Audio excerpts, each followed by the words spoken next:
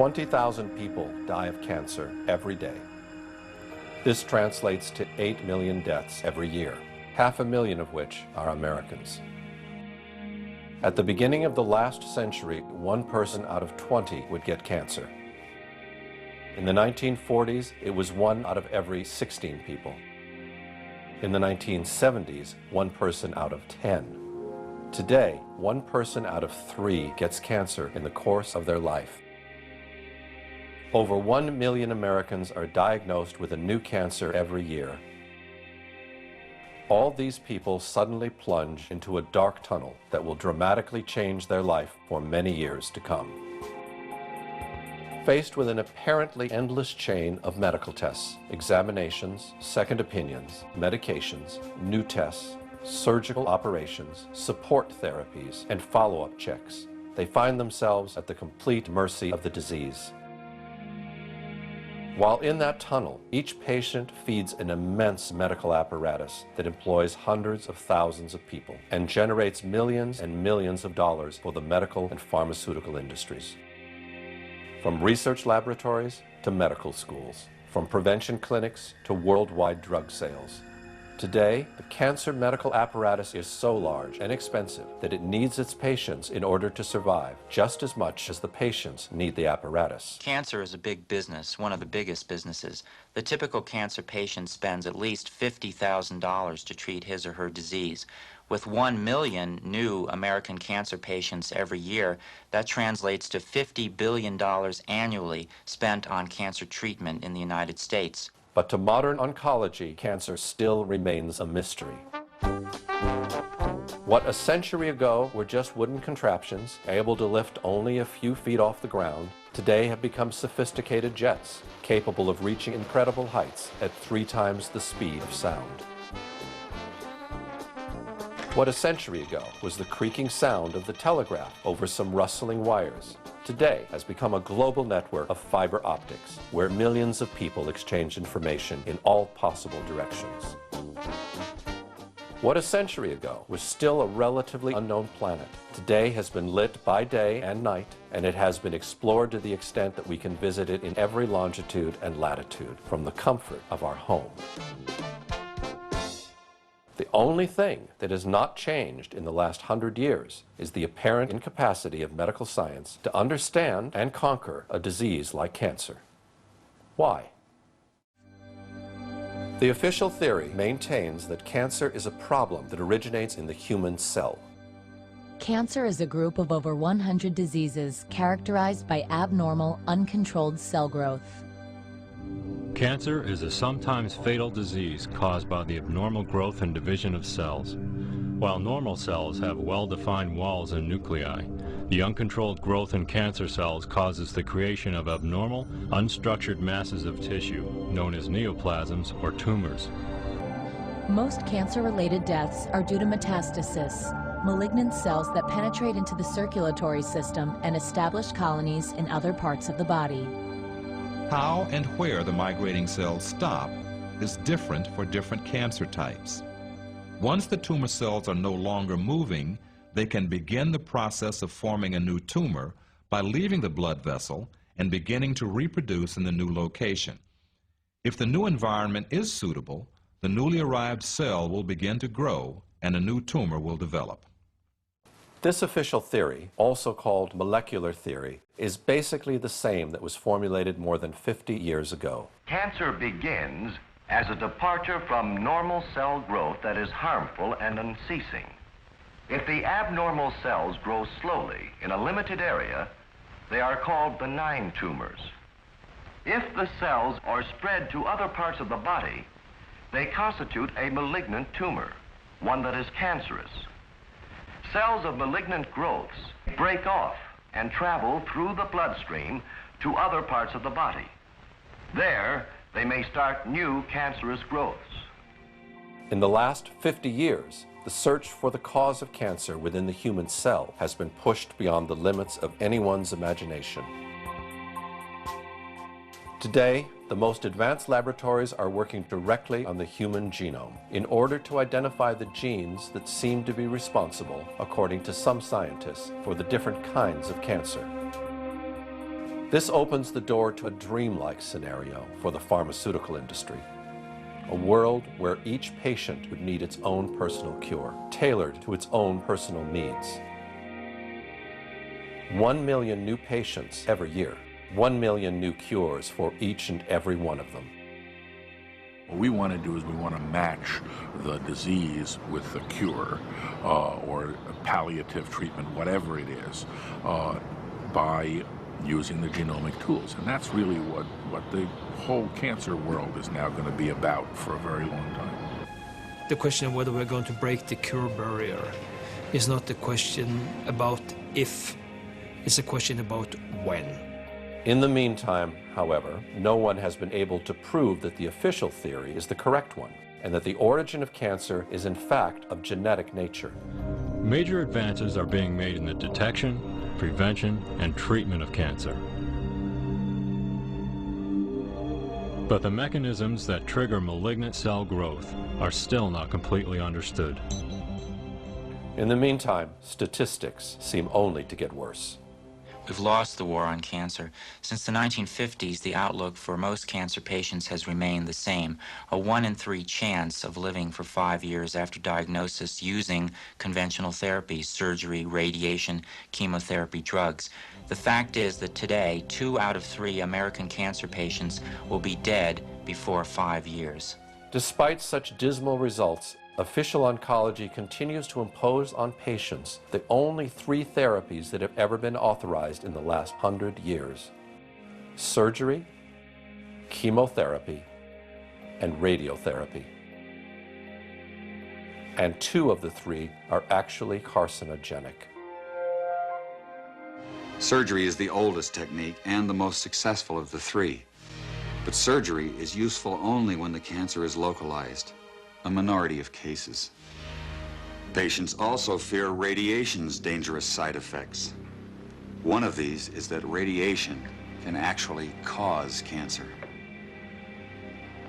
The use of radiation remains controversial even in medical circles. As much as we could work with her, say on a math problem, she was not comprehending it. It would take a long time to get like a worksheet done. Parts of Elizabeth's brain weren't there anymore because of the radiation, that it had killed that part of the brain. So the part of the brain that was responsible for memory was gone. Chemotherapy is designed to kill cancer cells throughout the body. It is highly toxic, however, and it also kills healthy cells. Today, chemotherapy is often given in combination with surgery and radiation. Your typical chemotherapy agent will certainly cause tiredness. There is a risk of sickness, but there are very good anti-sickness drugs these days that can control that. Chemotherapy frequently causes taste change. It can cause a sore mouth. The first side effect that many people ask about, however, is hair loss. In fact, many chemotherapy drugs are carcinogenic.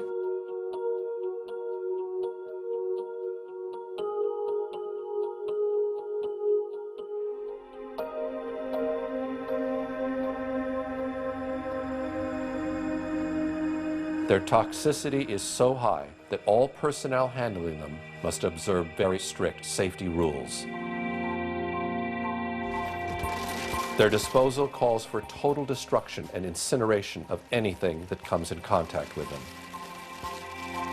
Some of these drugs remain partially toxic even after incineration beyond 1800 degrees Fahrenheit. But there is something new about chemotherapy that's been emerging of late.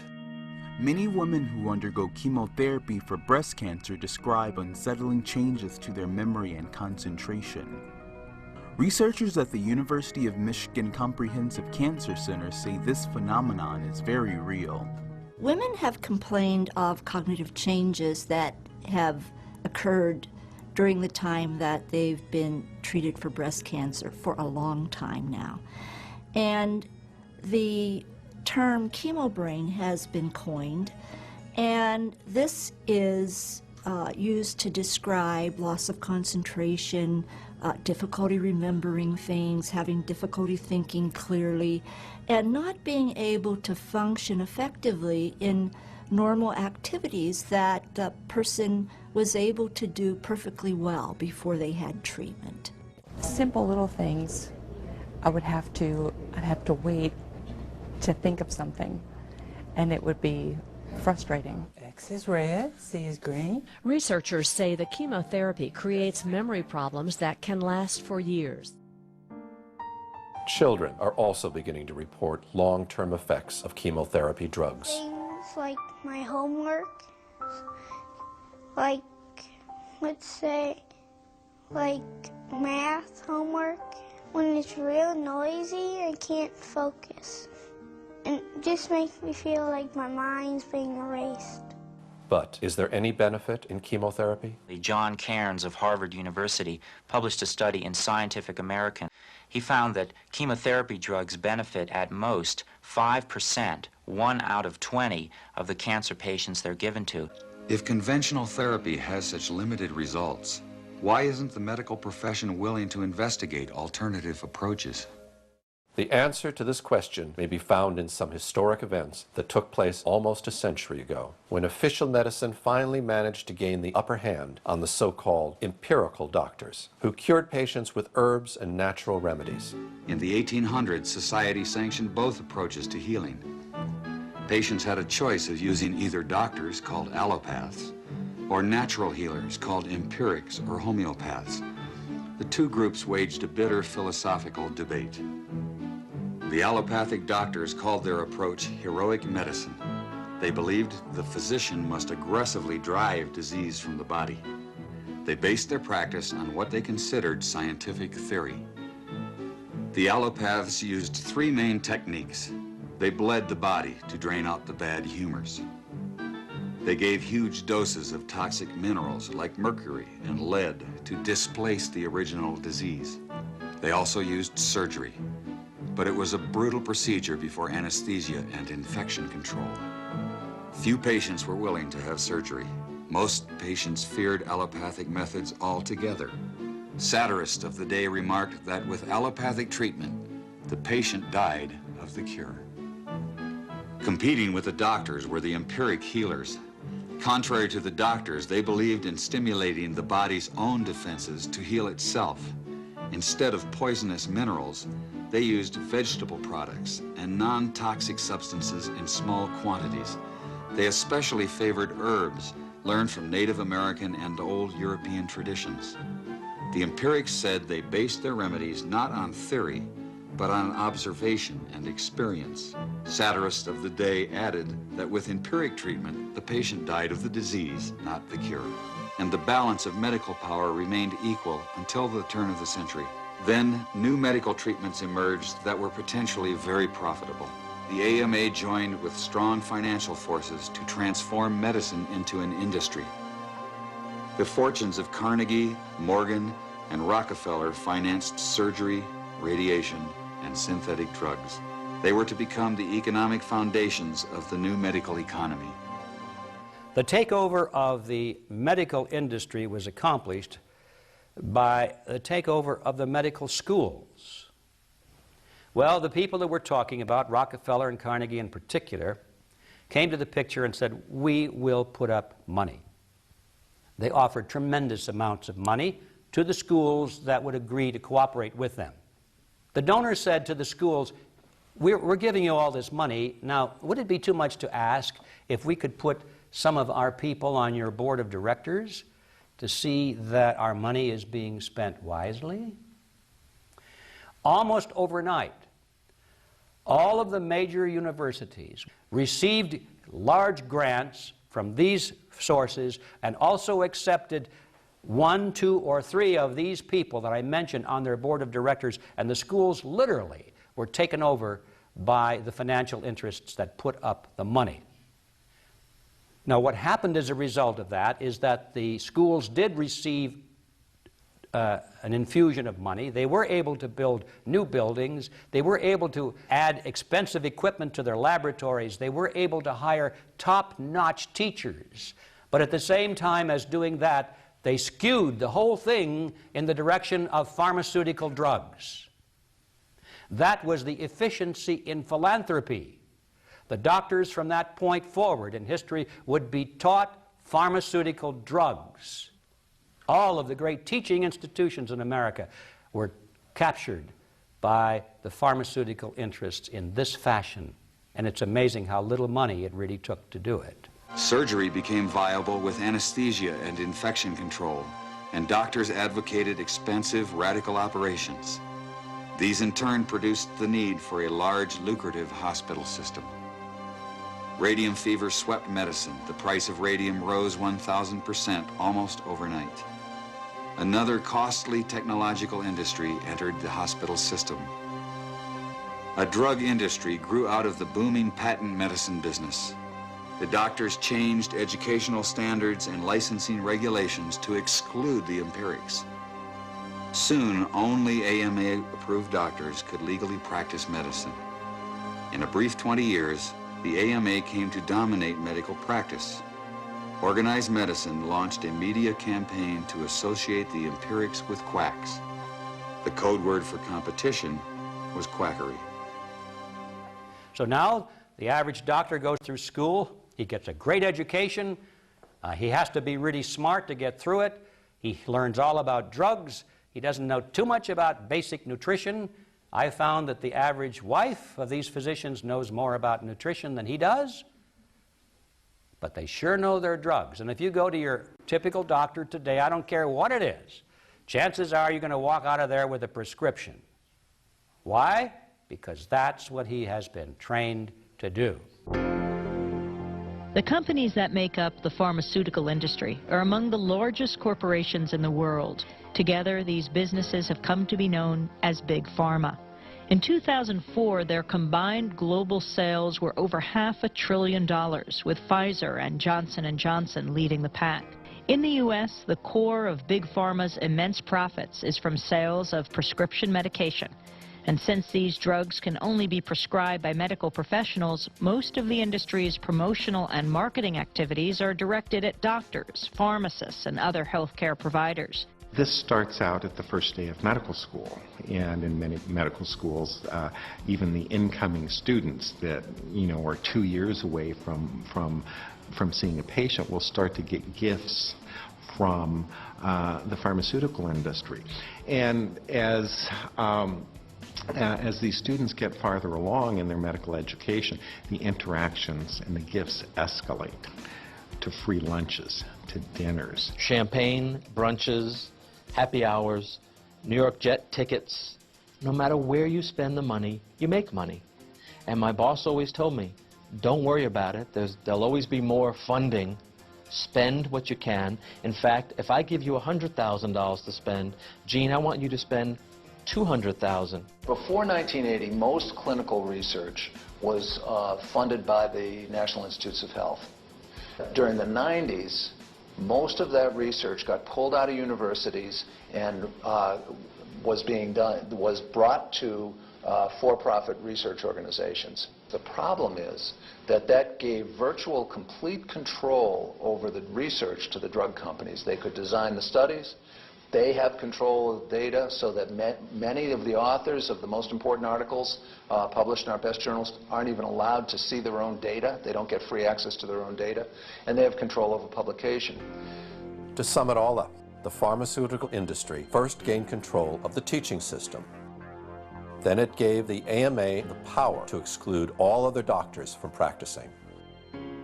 Then it took over the entire drug testing process, while heavily influencing the medical publications that reviewed those drugs.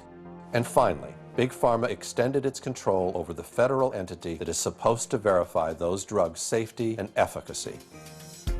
At the opposite end are the sick citizens, and in the middle are the doctors who must cure them based on information they can only get from the pharmaceutical industry, which can no longer be verified. Chemotherapy drugs are in fact among the most expensive of all. A 1-month supply of erlotinib, a chemotherapy drug produced by Roche, cost $2,300. The same supply of sorafenib, Bayer's chemotherapy drug, costs $5,500. The monthly supply of sunitinib, a chemotherapy drug produced by Pfizer, cost almost $7,000. The drug industry is the most successful global industry in the world. What they don't want you to do is get better, because if you get better, their market's gone.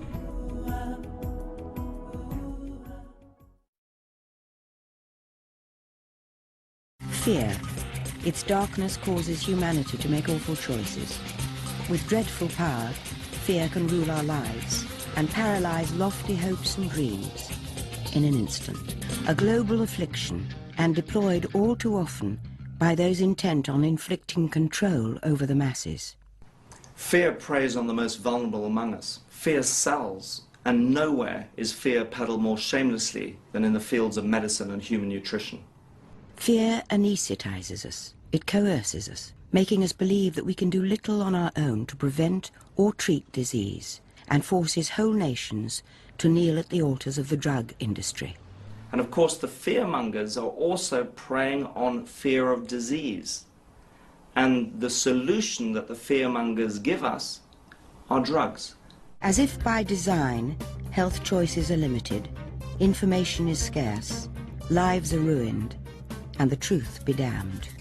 The fear machine is well oiled by petrochemical dollars and a near worldwide monopoly in healthcare.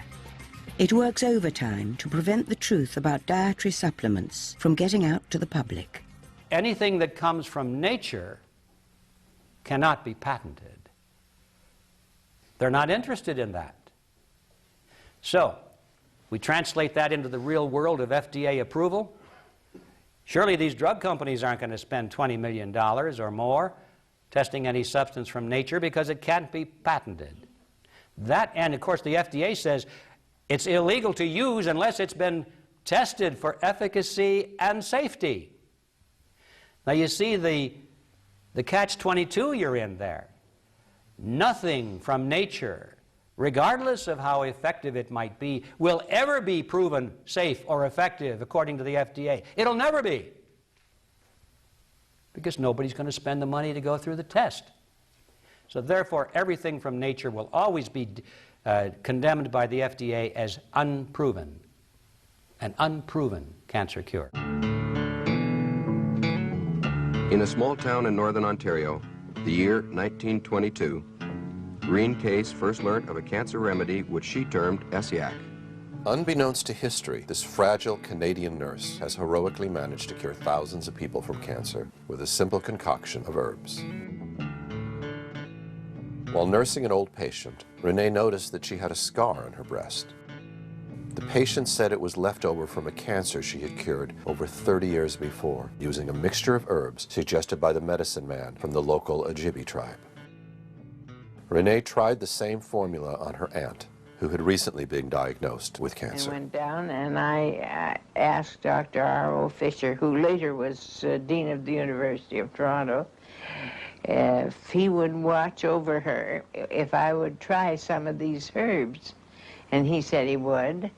And it took quite a while, but she got better. And she lived for 21 years. After that successful experience, Renee quit the hospital and began curing people with a mixture of herbs that would become known as Essiac, which is her last name, spelled backwards.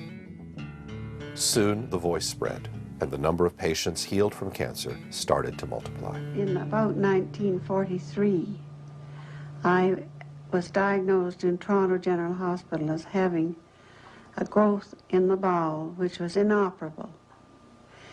And that was in January, and my husband was told that when the snow was gone, I would probably be gone with it. So through friends, I was directed to Miss Case, and I came to her and had treatments from her for practically 3 years, and felt I was cured, and I've had no return of it since. Dr. R.O. Bastida of Bracebridge sent me a patient, cancer of the bowel, Bert Rosen, and I cured him. So Dr. Bastida went before the town council and mayor and persuaded them to give me a building that they had taken for taxes as a clinic, that I had made a great discovery and that I should be supported in my own hometown. So they set up the clinic where I treated for 8.5 years. In a few months, the clinic was fervent with activity, with patients flocking in from all different places. Our clinic would be full every time we were there. And there were people came in ambulances who were not able to come in for a treatment. She would have to go out and administer the medicine out in the ambulance. Then as the time went on, we watched these people be able to walk in. And finally, they were driving their own car to get SCI. I treated from 300 to 600 patients a week. And the only way they would allow me to do this was free of charge, and I had to have a doctor's diagnosis for every case I treated. So we brought the diagnosis to Nurse Case, and I took treatment from her every week for about a year. And I have no cancer today. It was one Dr. Leonardo from Buffalo who had immediately recognized the potential of Renee's cancer cure to warn her of what was waiting ahead. Dr. Leonardo, he was a cancer surgeon, and he said, "You think you have a cure for cancer?" I said, "I'm way beyond thinking I know." Then I had 5 other doctors in examining patients, and he asked if he could go in with them and examine patients, and I told him he could. So then he told me, he said, "You have it, but the medical profession will never let you do this to us." After a while, a mysterious group of entrepreneurs showed up, offering Renee $1 million for the secret formula. But she flatly refused, as they would not guarantee that her cure would be made available for free to anyone who ever needed it. Green case was called before the legislature in 1938 to determine Esiac's legal status. I was trying to legalize my treatment, and the patients went out and got this petition signed, 55,000 names on it. And I went before the legislature and I lost out by 3 votes. Public outcry forced the establishment of a cancer commission to investigate herbal remedies. The greatest majority of Reen's evidence was rejected. You see, they said the doctors all made mistaken diagnosis, that's why the patients thought they were cured. I kept on my clinic as long as I could until they stopped the doctors from giving a diagnosis, and then I had to stop. And it's a sad thing when somebody comes and they have somebody that is ill with cancer and the medical profession can do nothing for them, and they beg of me to treat them. It's a very, very sad thing to turn them away. And I had a nervous breakdown over that, so I really had to stop. I don't see how they can refrain from recognizing it, because if you have the proof, you have the diagnosis from the doctor, you have the pathological findings, and you find you have the living patient to show that they are still alive after the medical profession has given them up. And yet they refuse to admit that it is a cure. After she recovered from the breakdown, Renee started again from scratch, brewing the herbal mixture and curing patients in her own basement. I have to grind them. I used to get them already ground. Soon the authorities began harassing her again, having her arrested more than once for the most preposterous reasons. But the fame of Asiac had already crossed the border, as one day Renee received an invitation to scientifically test her herbal remedy from a clinic in Massachusetts. About 20 years ago, 1958, here in this lavatory. Its director was Dr. Charles Brush, who was also President Kennedy's personal physician and a close friend. Undertook to study the effects of a drug or an herb called Asiac. And we found that it was non-toxic and did have effects and help in the treatment of cancer. And as a result of this... At that point, Dr. Brush recommended Asiac to be tested for toxicity in order to be approved by the FDA as a possible cancer cure. But once the herbs arrived at Sloan Kettering, one of the most important cancer research centers in the country, the process somehow got bogged down by inexplicable delays and eventually never came to a conclusion. The results that I reported to Green case were studies in sarcoma 180 in the mice in which we were looking not only for possible primary inhibition of the tumor, which did not occur, but also for regressions. And there was a very small percentage in a small group of regressions, but we never had the opportunity to confirm this and to see whether we could obtain better results. Nevertheless, Asiac was not approved by the FDA, exactly as predicted by Dr. Leonardo 30 years before. Further attempts to legalize the cure were made by different groups of patients who went as far as suing the medical authorities for denying them a possible cure for cancer. Permit them to have Asiac. They're asking to be given the right to use Asiac since orthodox medicine no longer has any answers for them. You can't burn a cancer out of a body with radiation. You can't poison it out of the body without poisoning the body as well. And I feel that nature holds the answer, the only answer for cancer patients, and as such, we should have it. Our constitutional rights at the moment are being denied to us, and it shouldn't even come down to a court hearing. It should be a matter of fact that we have what we want for our body. I have cancer from head to toe in the bone. You're going to try and tell me that if I think there's something that's going to give me a little bit of life, that I'm not going to try it? But the response from the medical authorities has always been the same, even at the cost of looking foolish for the ridiculous excuses they often had to concoct to resist its approval. If we release Laetrile and Esiac and Crobizin and so on, I can give you a very long list. You'll have a very wide choice. Then when there is something effective, how will you know which to choose from? In fact, someone thought better to prevent Asiac from being used in the future by doctors who may eventually respond to a higher calling of their conscience. As it's well known in the state of California, the state legislature actually made it a felony for a doctor to use any than the accepted methods of treatment for cancer, and they named them in the legislation: surgery, chemotherapy, radiation, and cobalt. And when doctors are hemmed in like this and their very livelihood is threatened, they're not going to be anxious to step out of line. Exhausted and frustrated by the endless fight, Renee simply returned home and went on treating patients on a personal basis until the day she died in 1978. 1 year before that, many of her cured patients convened on her 90th birthday to thank her for what she had done for them. Ex-patients and supporters arrived in Bracebridge, Ontario. They came to help Reen celebrate her 90th birthday.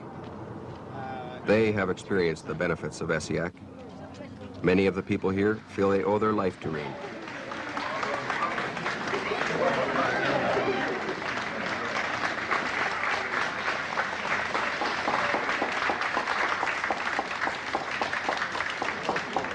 Remember she brought the two ladies up to you that day in the house? She doesn't know me. Loretta.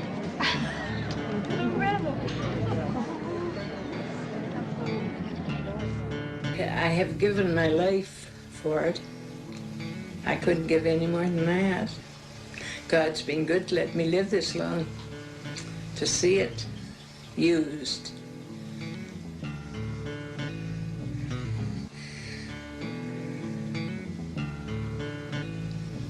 And used by people.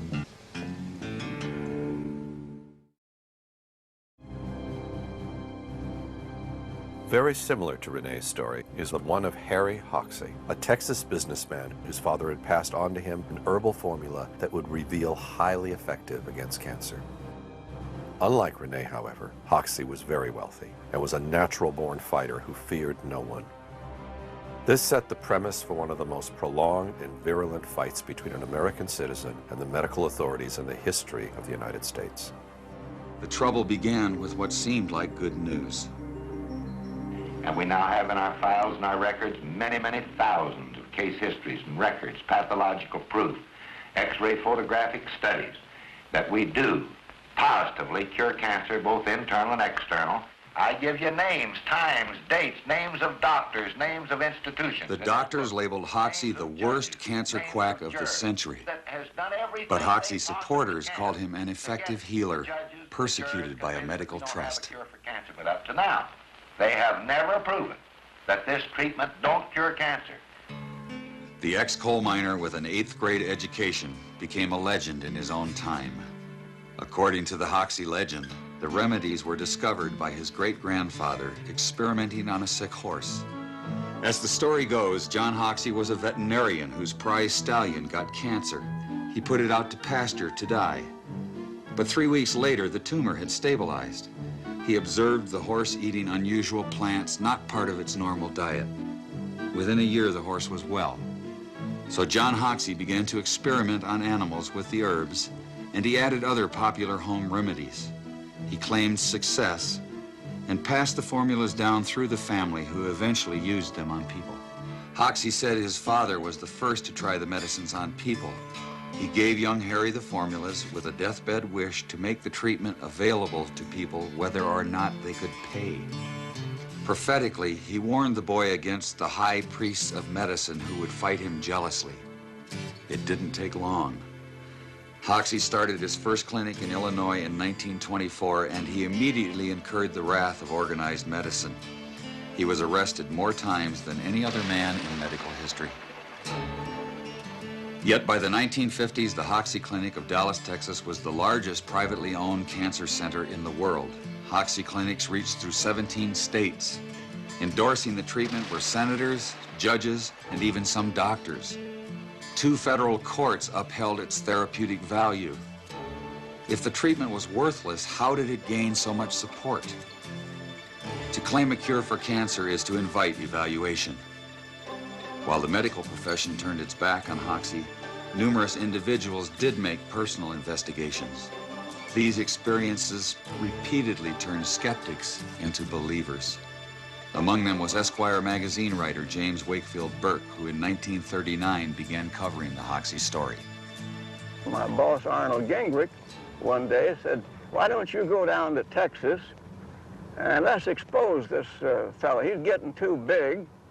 And the American Medical Association liked to put him out of business, and said, "You go down and get acquainted with him," and says, "We'll do a couple of pieces on him and put an end to this." So it was an assignment. I came to Texas. I expected to stay about a day, get my information, and leave. I became fascinated. I stayed for 6 weeks. Every day, Harry would pick me up, bring me to the clinic. We'd come in the morning, and he would put his arm around these old men and women, say, "Dad, them doctors been cutting you up." Says, "I ain't gonna let them sons of bitches kill you. You're gonna live." And he'd treat them, and I'd watch him treat them. They'd get better and begin to get well. So I wrote an outline for a piece which I called "The Quack Who Cured Cancer." And I sent it back to the editors, but it never came out. Assistant District Attorney Al Templeton was more than a skeptic. He arrested Hoxsey more than 100 times in 2 years. Then his own brother, Mike, got terminal cancer and secretly went to Hoxsey.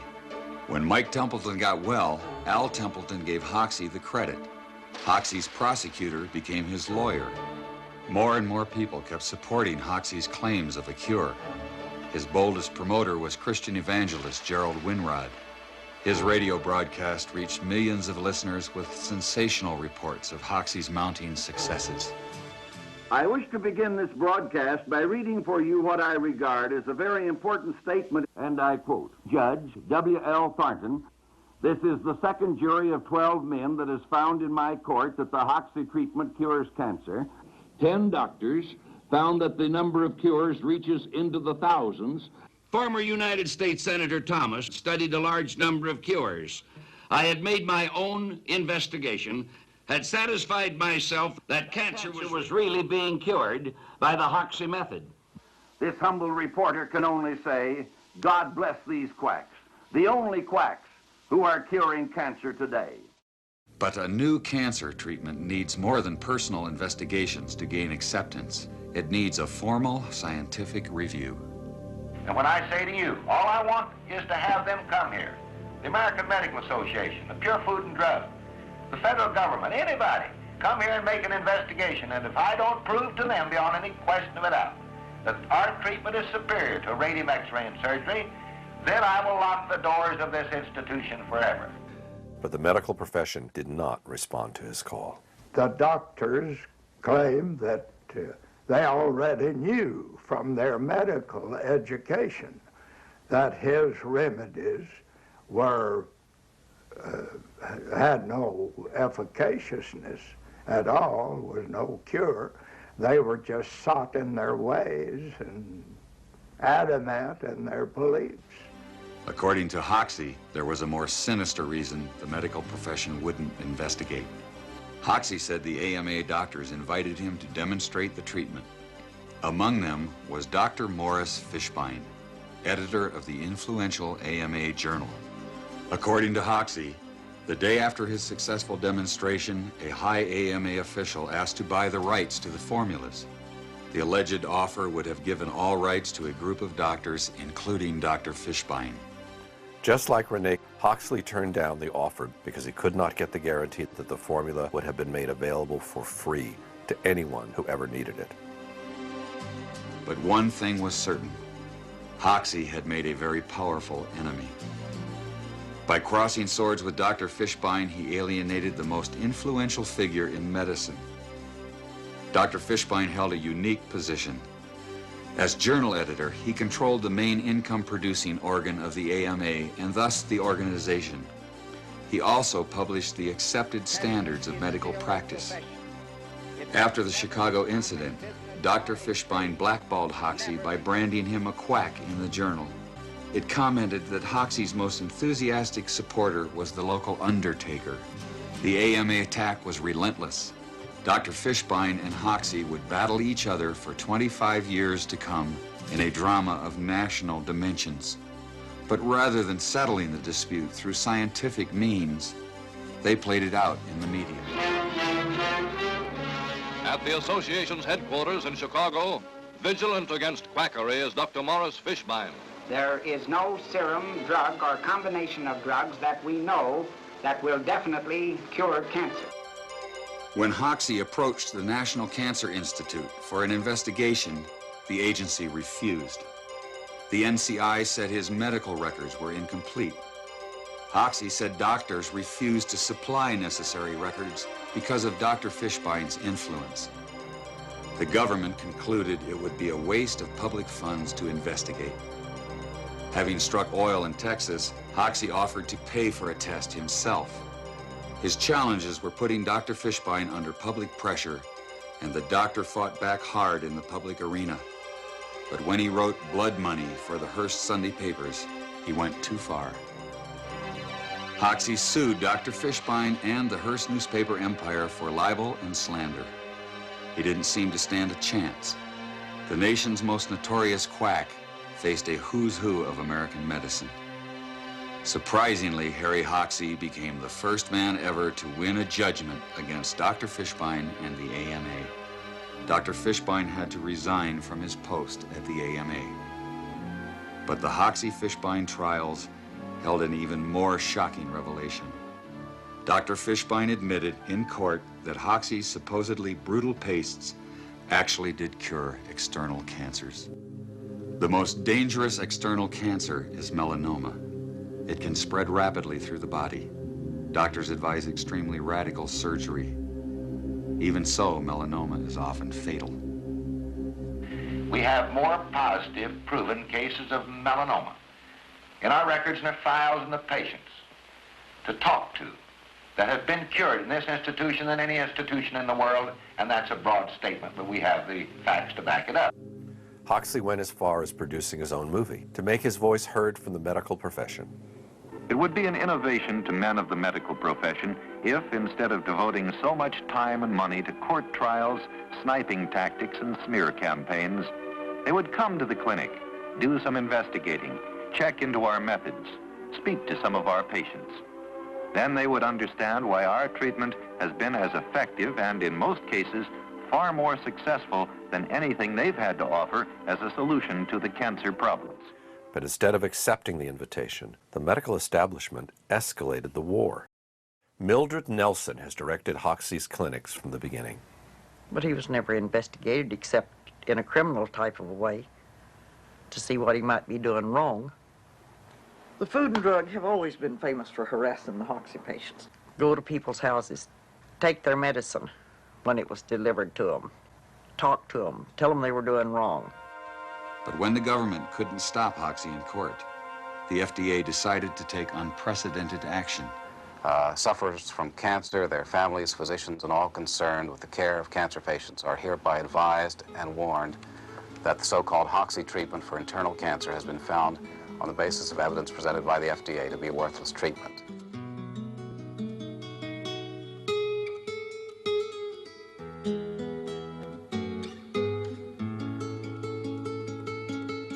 And it was so successful that the FDA then went ahead and issued in a poster form, which was put up in post offices around the country. I'm swimming in blood now. They've done everything they possibly can to try to humiliate me. They've had me in court many, many times. But do I care about that? I'm not thinking about what they're doing to me. I'm thinking about the 12,000 patients who's under treatment observation here at this clinic. I'm only thinking of one thing: suffering humanity. But the government did more than just warn the public. Although federal prosecutors couldn't prove the treatment was worthless, they did outlaw it on technicalities like false labeling in interstate commerce. At one time, we had 17 clinics open across the country. Food and Drug walked in the same day to every one of them and padlocked them. And no way did Harry have the money to fight that in court, state by state.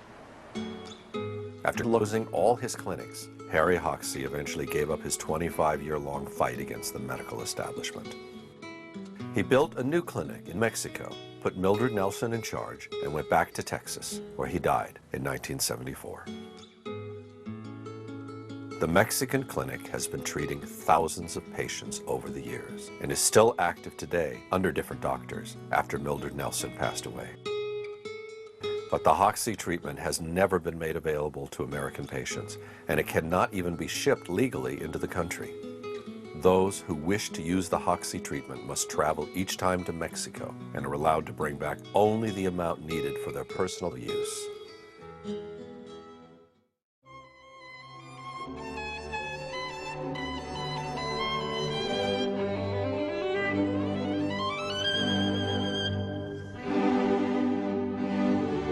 All the diets, the health food principles, and the nutritional concepts that we share today have a single father, Maximilian Gerson.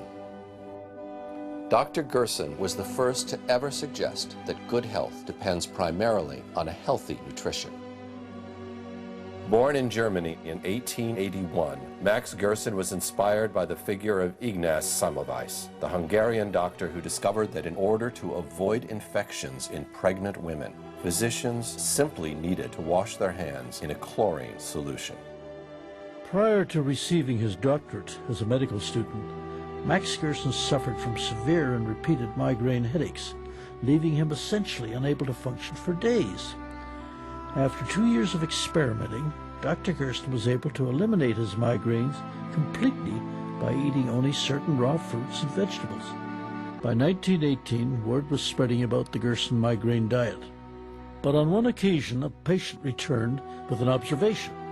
Not only had the migraine been relieved, but his skin tuberculosis also disappeared. The astounding news spread like wildfire. In April 1924, famous lung specialist Dr. Ferdinand Sauerbruch offered to do a clinical trial with 450 incurable skin tuberculosis patients. At the commencement of the study, Sauerbruch said to Gerson privately that if even one patient showed improvement, he would believe every word of Gerson's treatment.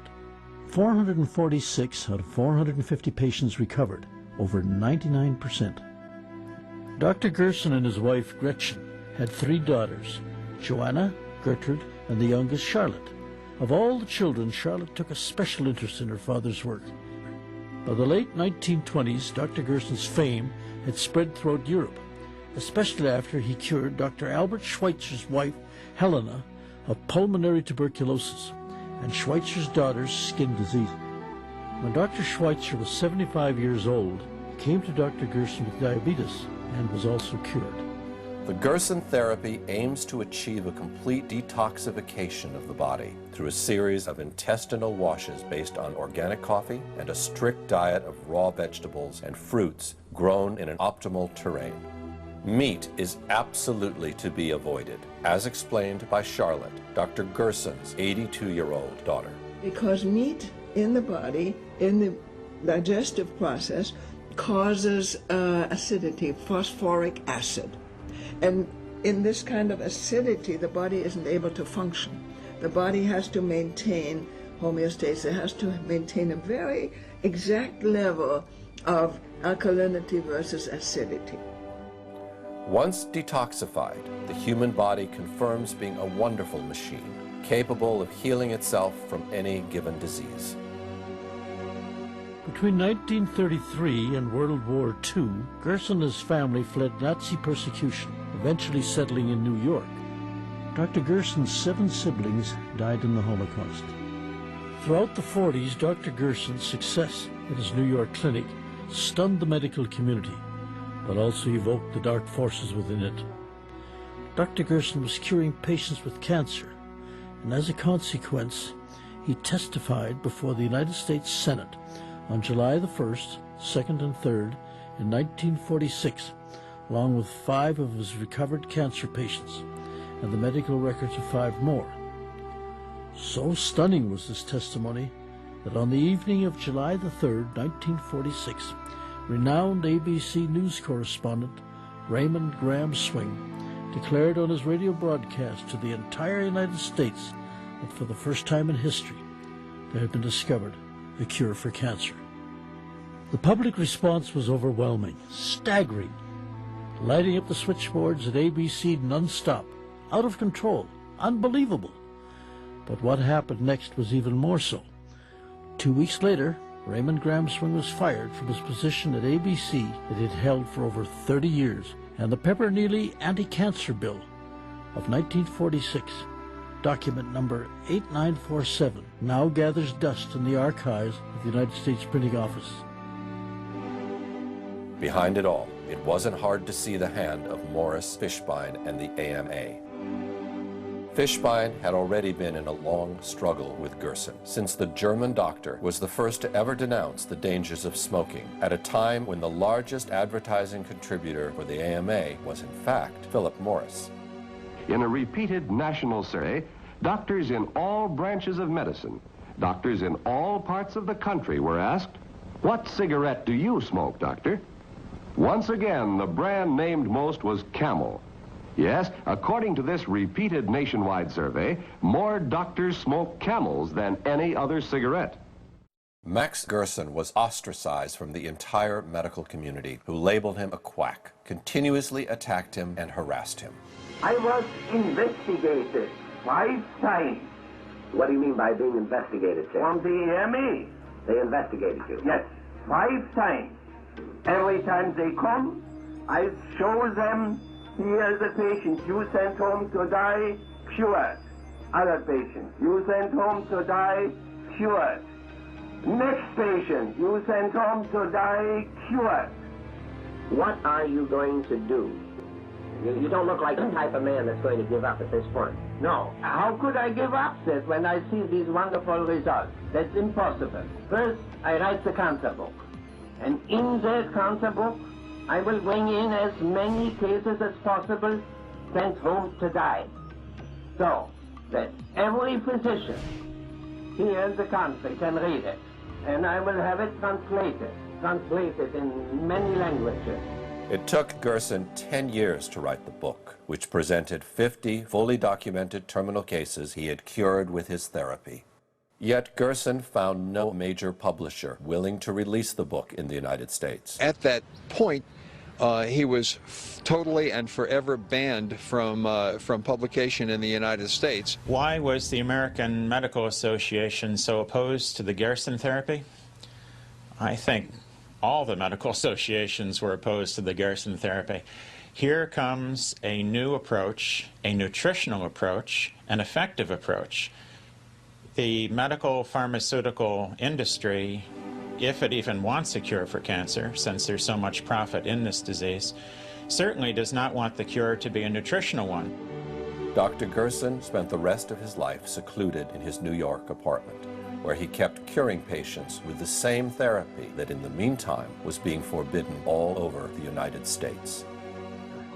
This is where Dr. Gerson was up until the day of his death, where he had a clinic, where he saw patients, where patients recovered from cancer, where he documented so many recoveries, yet those recoveries are not available to the public. Those published articles have been published in Europe, but have not been allowed to be published in American journals. Why? The reason for that is the fact that it's not a patented medicine, and it's not an expensive medicine. I mean, this is the crux of the matter. This is a natural therapy that allows people to take control of their own health and not require drug intervention. If the Gerson therapy were permitted inside the United States, and I believe that it should be, we would see a dramatic decrease in deaths from cancer. I would estimate the fatality rate would go down by at least 50%, very possibly more so. Exactly like Mildred Nelson, Charlotte Gerson had to go all the way to Mexico to open a clinic to cure people after her father's death. Over the years, the Gerson Clinic has seen a continuous flow of patients from all over the world.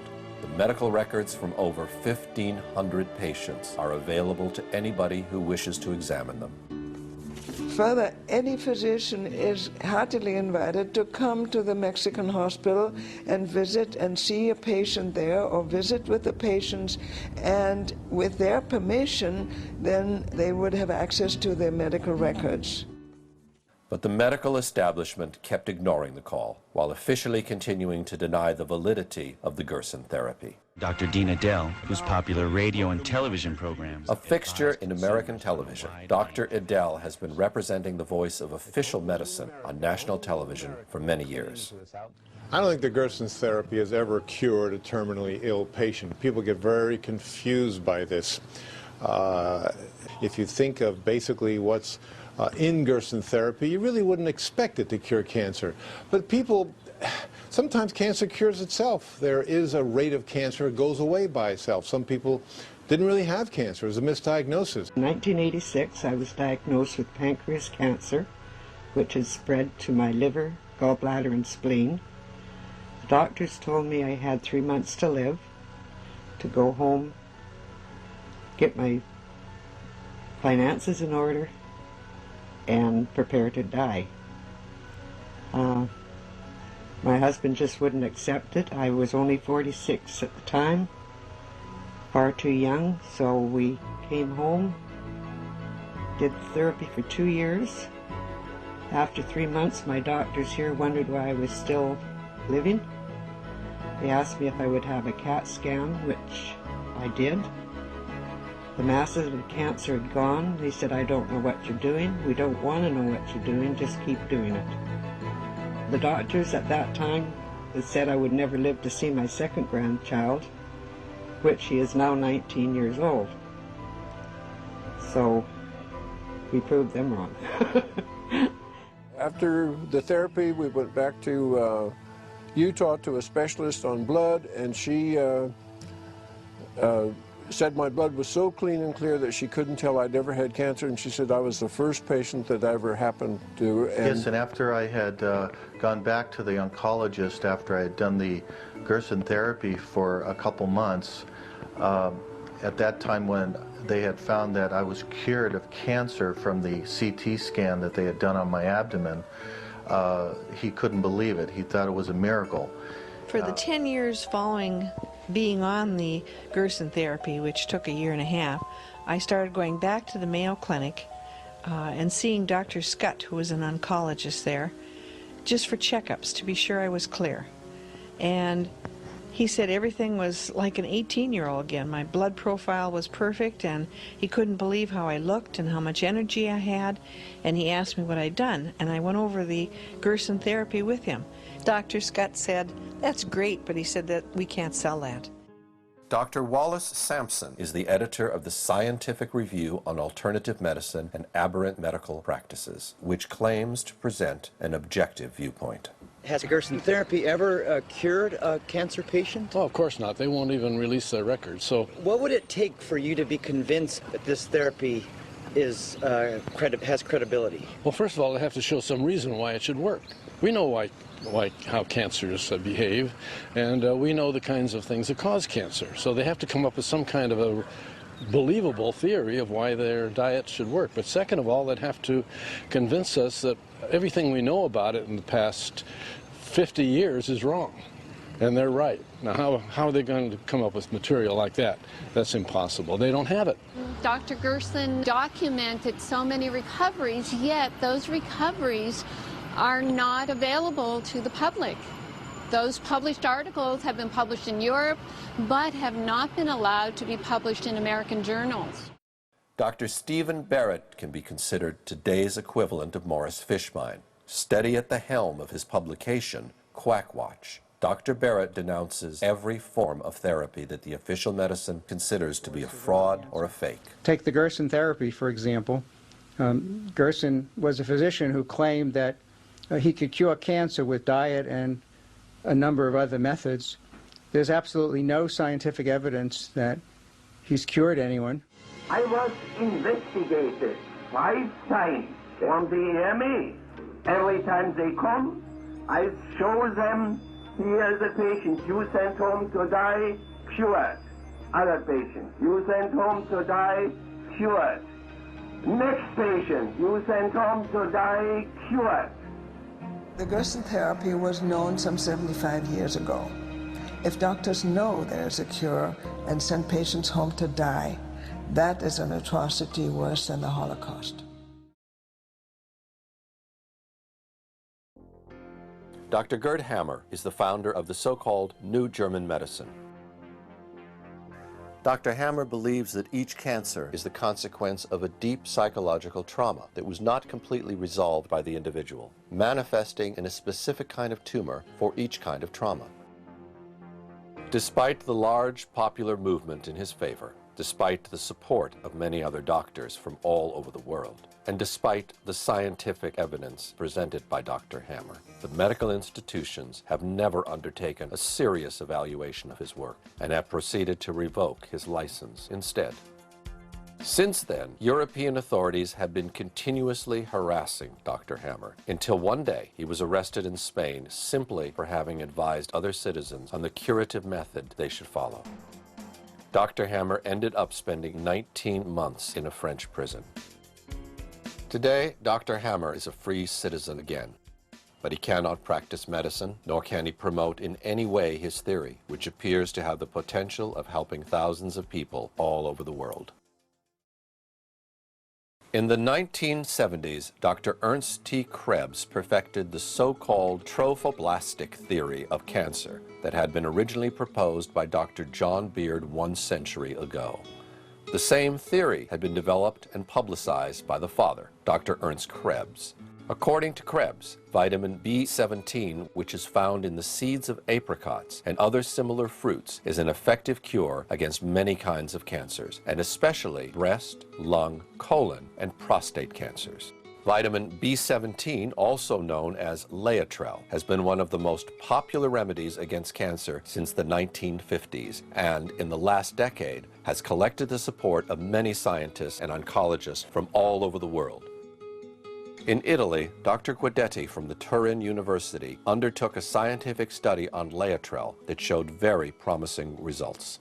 Dr. Dean Burke, head of the cytochemistry section of the National Cancer Institute, has reported that in a series of tests on animal tissue, the B17 had no effect on normal cells, but released so much cyanide and benzaldehyde when it came in contact with cancer cells that not one of them could survive.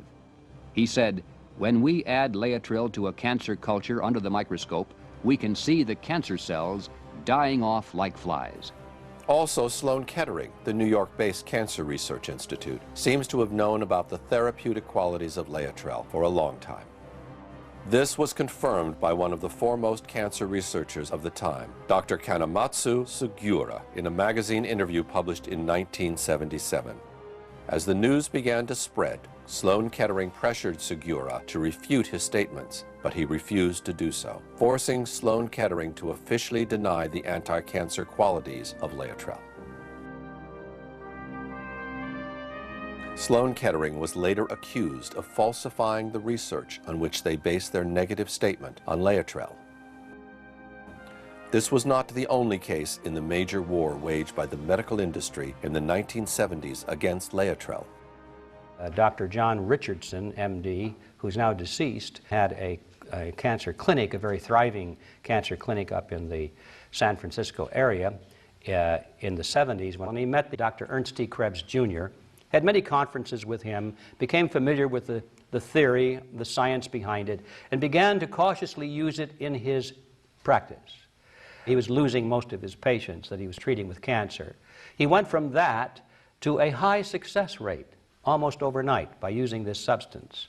And so he became very enthusiastic about it. The word got around. His patients were very happy, of course, and they told their friends. It wasn't very long before people were coming from all over the United States, and in some cases even from Europe, to be treated at the Richardson Clinic. Then he got into trouble with the medical authorities. The hospital administration contacted him and said, "You have to stop using this material because it is not approved by the FDA."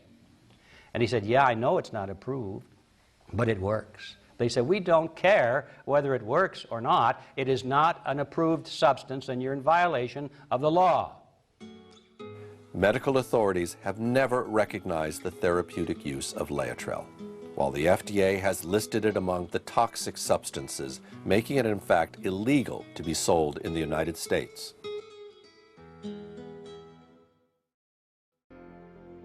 In 1992, Dr. William Lane published a book called Sharks Don't Get Cancer, in which he maintained that shark cartilage has the capacity of inhibiting the growth of tumors. In order to grow beyond a certain size, every tumor needs to build its own capillary system. The creation of new blood vessels is called angiogenesis. Shark cartilage has a specific anti-angiogenic characteristic in that it envelops the growing tumor and literally suffocates it by not allowing the new capillary system to grow. The anti-angiogenic characteristic of shark cartilage is well known to official medicine, and it's confirmed by a number of different scientific studies. But shark cartilage, for some reason, is not suggested as a cure for cancer, while the pharmaceutical companies are competing in secret to produce a similar compound in the lab,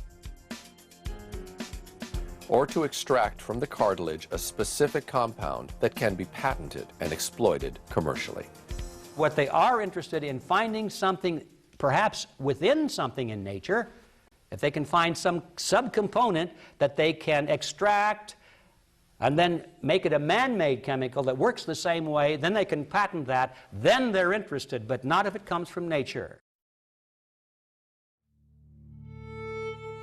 Another well-known remedy against cancer, particularly popular in Europe, is mistletoe, a semi-parasitic plant found on oaks and other similar trees.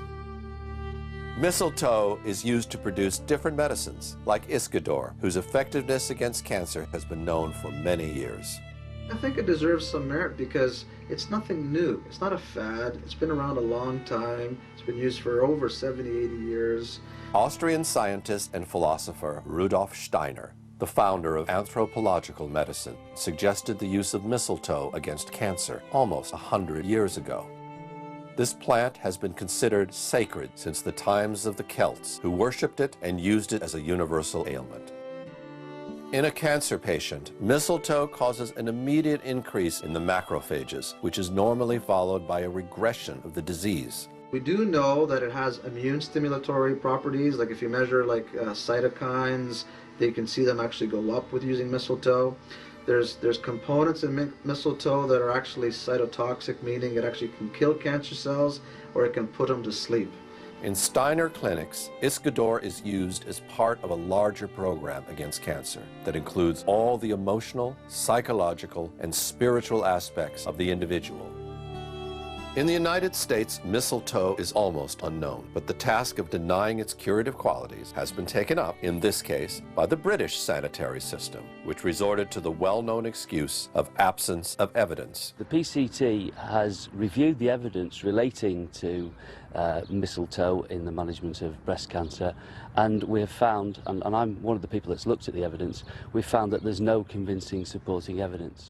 Recently, American author and actress Suzanne Summers announced that she defeated cancer using mistletoe. You mentioned cancer. Back in 2001, you, on this program, announced that you had been battling cancer. Most people would just go to the doctor and get chemo. You went a different route. How are you now?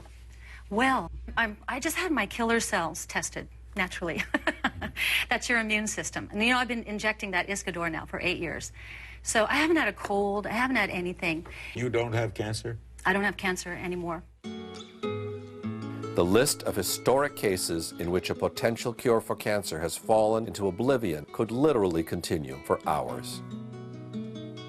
From the vitamin C cure by Nobel Prize winner Linus Pauling, to the infamous Krabiazin by Dr. Ivy, from the molecular cures through the microscope of Dr. Rife, to Dr. Collins' toxins, the dynamics have always been the same. The doctors have been ostracized, derided, or persecuted, without their therapies ever being considered for serious scientific evaluation. The last person to propose a natural cure against cancer is Tullio Simoncini, an Italian oncologist who finds himself in the middle of a storm after having declared that the origin of cancer is not genetic, but it is due to the aggression of a fungus called Candida albicans. Based on this hypothesis, Dr. Simoncini treats cancer with sodium bicarbonate, which is one of the strongest enemies of fungi in nature. How does a fungus get in the body? Where do you think this all starts from years of research? There is an endemic, a big epidemic pollution because the fungus is undervalued. But it is undervalued because it is not understood. From the very beginning of his studies, Dr. Simoncini felt the need to reconsider the cancer paradigm from scratch and began looking for a different origin of the disease. What puzzled him the most was the fact that all tumors behave in the same way, even though they appear completely different from one another. Then he started looking for a common denominator and eventually found one. Most cancers appear white. These tumor specimens show the devastating impact the disease can have on the body. This is a liver riddled with cancer. The white bubbles are all tumors. If you enter the body and you reach an organ affected by the cancer, you can see that the lumps are always white. Sometimes it is covered with blood or with the defense reaction, but in every post-mortem examination, scientists find the white lumps, the white masses, that is fungi. This is the pleura. We entered with a camera and look, the pleura should be red, but you can see all the lumps, all the cancer that is white. This is the heart beating. This is a bronchial cancer Look, we went into the bronchia. Look, they are white. And then in the colon cancer, this is red because there is a little bit blood. I washed it up. Now, look, look, it is always white. White like Candida. Candida albicans in Latin means glowing white. It should be clarified that the presence of fungi in tumors is nothing new in the medical world. All the scientists find in the oncologic world the cancer patients, when they die, they are all invaded by the fungi, but nobody wonders that it is the only microorganism present in cancer patients. Official oncology, however, believes that their presence in tumors is due to their opportunistic nature, which brings them to build colonies wherever they find a suitable environment. This belief, though, seems contradicted by a careful observation of the animal world. Spores from a parasitic fungus called cordyceps have infiltrated this ant's body and mind. As soon as she is discovered by the workers, the ant is taken away and dumped far away from the colony. It seems extreme, but this is the reason why. After a while, the fruiting body of the cordyceps erupts from the ant's head.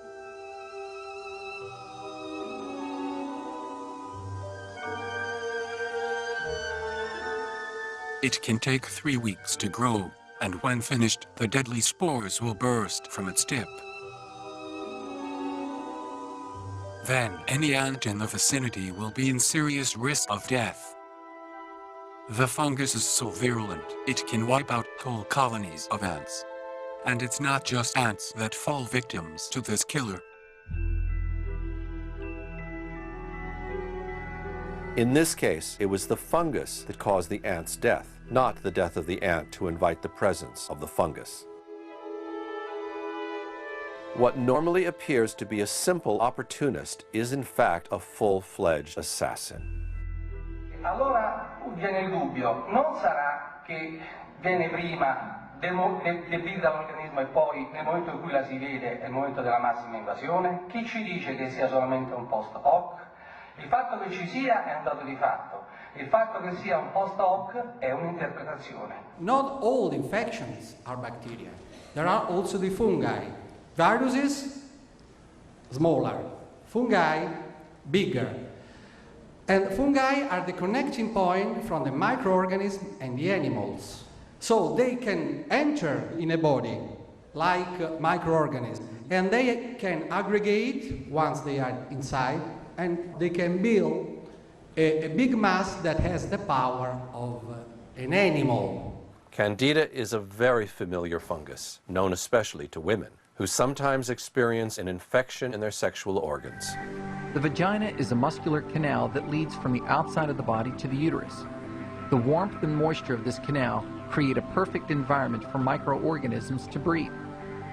For example, bacteria called lactobacilli, which are naturally present in the vagina, coexist with a yeast fungus called Candida albicans. Normally, the lactobacilli create an acidic environment that keeps the natural yeast population in balance. However, when conditions within the vagina change that either decrease the numbers of lactobacilli or decrease the acidity, these yeast fungi begin to multiply. Normally, the immune system keeps the fungi under control and doesn't allow them to establish colonies in your body. This white cell spots a fungus in the bloodstream, attacks it, and destroys it.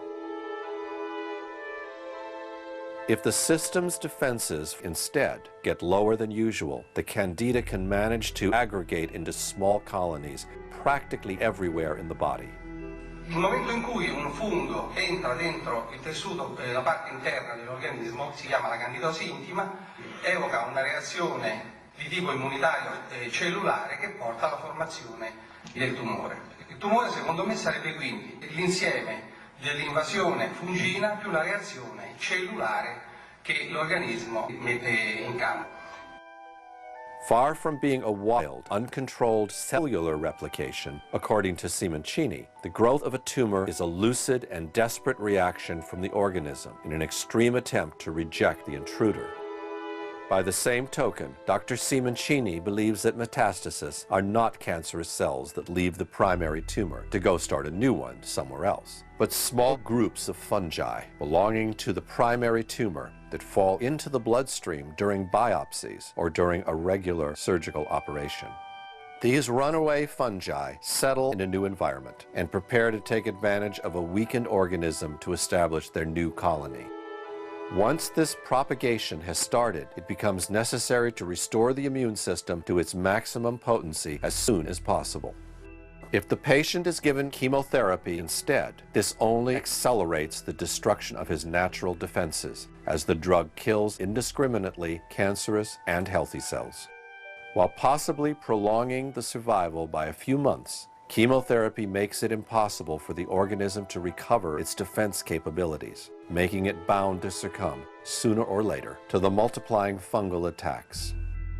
In order to test his theory, Dr. Simoncini began treating cancer with sodium bicarbonate. Sodium bicarbonate is the strongest substance against fungi. They cannot adapt to a salt because it is not a complex substance. That's why the antifungal today's antifungal drugs are ineffective, because the fungi can adapt themselves in 3-4 days. For a fungus, you give an antifungal drug, you can kill the first layer, but the second layer they get used and they eat drugs, chemotherapy, everything.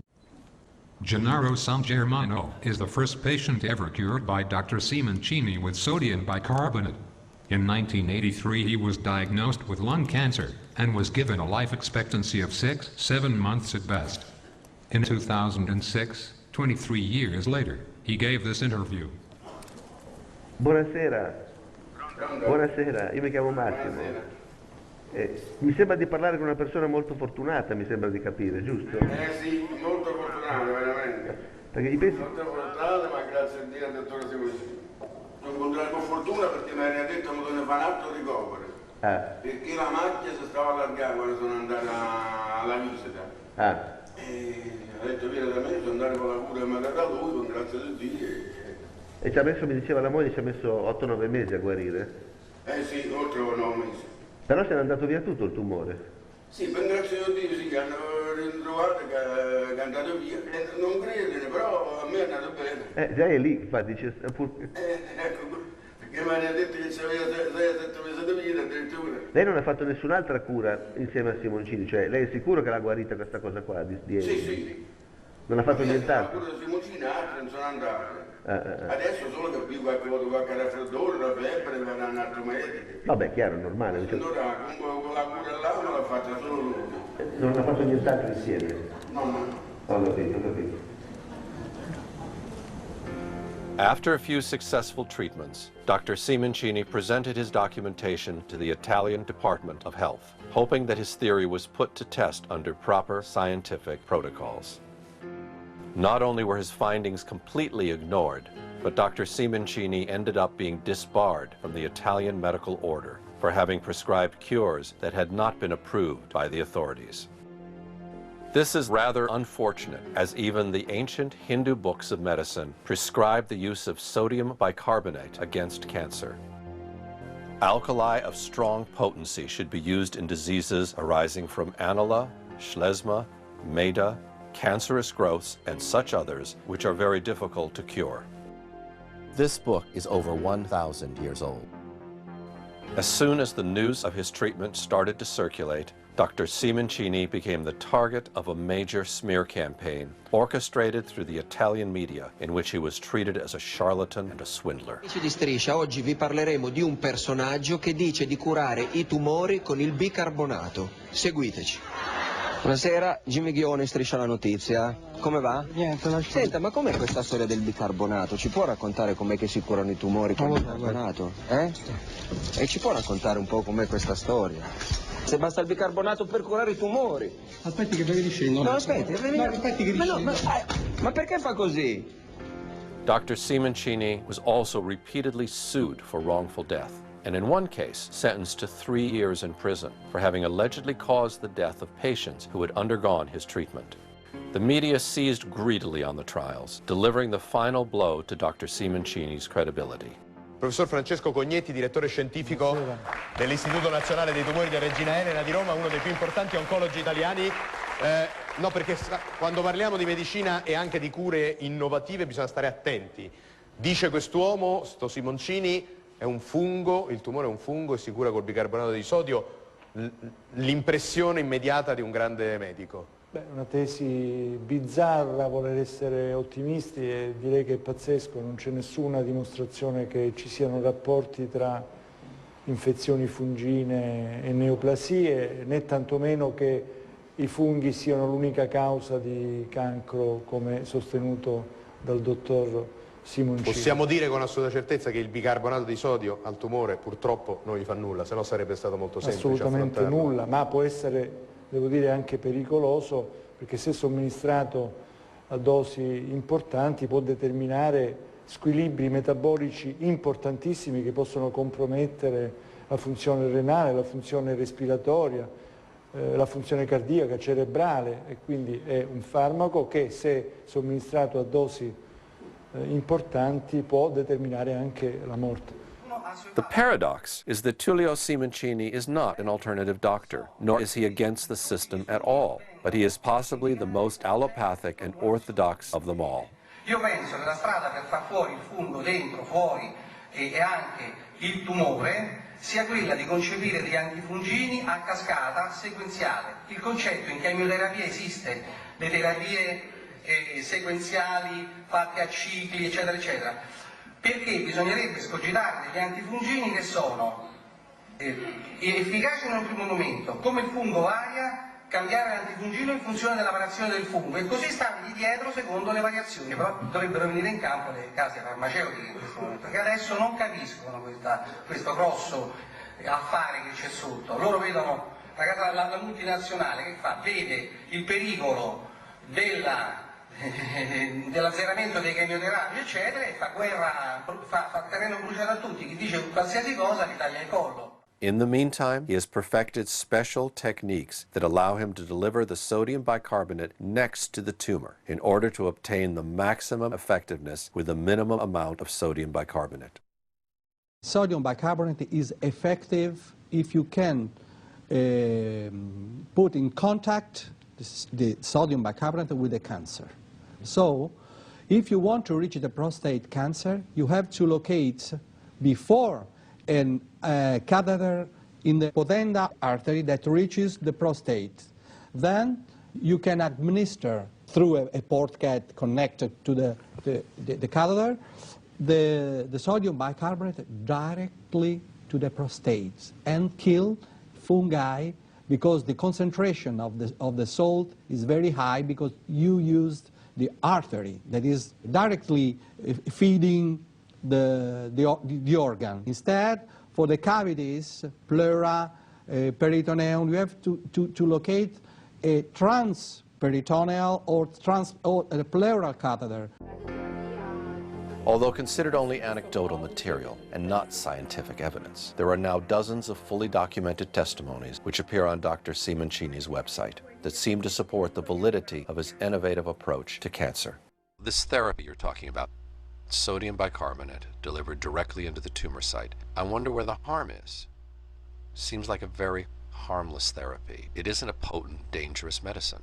No, it's not dangerous, because there is a remote possibility of infection, but there is the life on the other hand.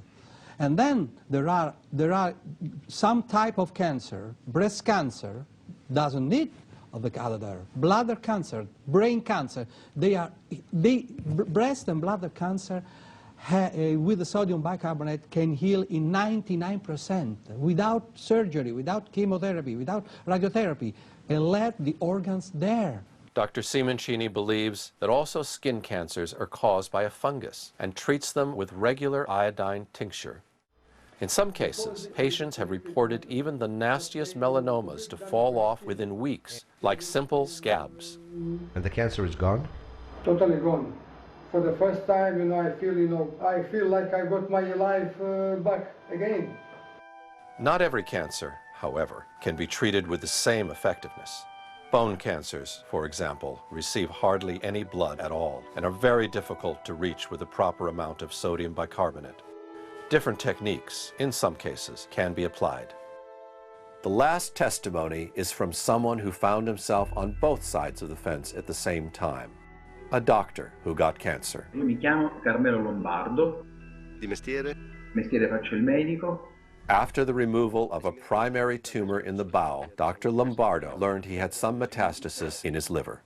Just before undergoing the liver surgery, he learned that he had also developed a metastasis in each of his lungs. Ormai ero detto vabbè, quando ero stato operato dai miei cari non l'ho detto, però pensavo di avere se no 1 anno e mezzo, 2 anni, forse.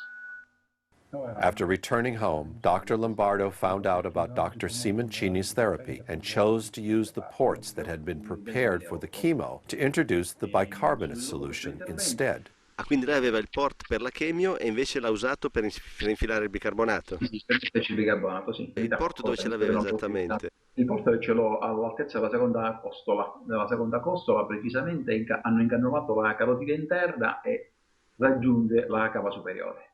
After a few cycles of sodium bicarbonate, a CAT scan revealed both tumors had disappeared from his lungs. Con esame fatto con mezzo di contrasto e senza contrasto non si apprezzano lesioni né di tipo primitivo né di tipo secondario. Lei ha un messaggio da dare ai suoi colleghi medici?